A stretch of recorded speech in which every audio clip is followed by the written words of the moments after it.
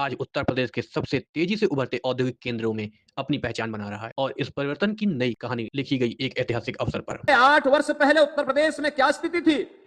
पहले प्रदेश में होता था जाति के नाम पे लड़ाओ, भाषा और क्षेत्र के नाम पर बांटो, तुष्टीकरण की नीति पर चल करके अराजकता पैदा करो, उत्तर प्रदेश के सामने पहचान का संकट पैदा करो, वैमनस्यता पैदा करके उत्तर प्रदेश में कर्फ्यू जैसा माहौल पैदा करो।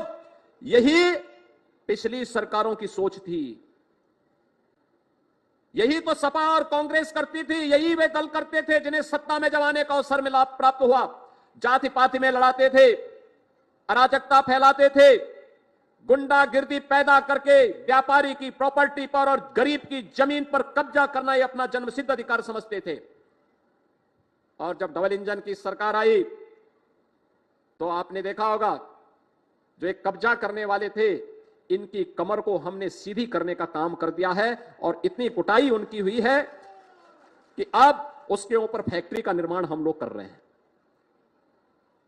माफिया गायब हो गया, कर्फ्यू गायब, दंगे बंद, अराजकता बंद, उपद्रव का प्रदेश अब उत्तर प्रदेश उत्सव का प्रदेश बन गया है। मुख्यमंत्री योगी आदित्यनाथ ने गोरखपुर में 408 करोड़ की 114 निवेश परियोजनाओं का लोकार्पण और शिलान्यास किया। ये सिर्फ आंकड़े नहीं, बल्कि पूर्वांचल की अर्थव्यवस्था के लिए एक नई ऊर्जा है।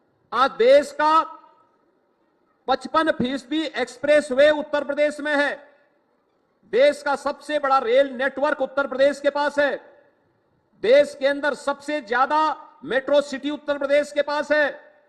देश के अंदर सबसे ज्यादा एयरपोर्ट, 16 एयरपोर्ट हमारे क्रियाशील हैं, जिनमें 4 इंटरनेशनल एयरपोर्ट हैं और 5वां भारत का सबसे बड़ा एयरपोर्ट जेवर तैयार हो चुका है। अगले 1 महीने के अंदर प्रधानमंत्री जी के कर कमलों से इसका उद्घाटन भी हम लोग कराने जा रहे हैं।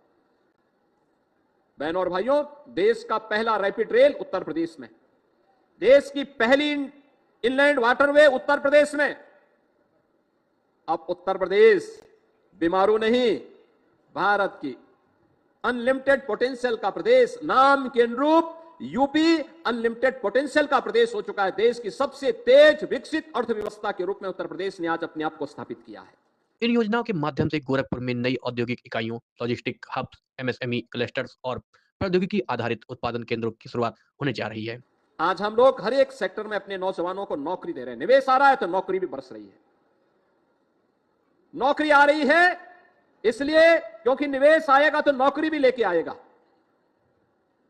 हर निवेश नौकरी और रोजगार की संभावनाओं को विकसित करता है, नए अवसर देता है, और यही हुआ।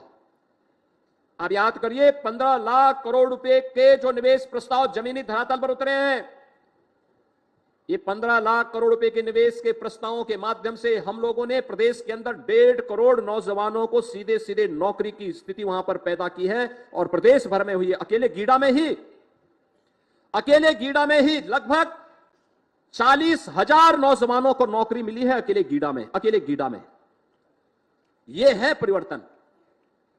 बहनों और भाइयों, करने की इच्छा शक्ति होनी चाहिए, जिसका सीधा लाभ यहाँ के युवाओं, उद्यमियों और स्थानीय उद्योगों को मिलने वाला है। नई परियोजनाएं क्षेत्र में हजारों रोजगार पैदा करने की क्षमता रखती हैं।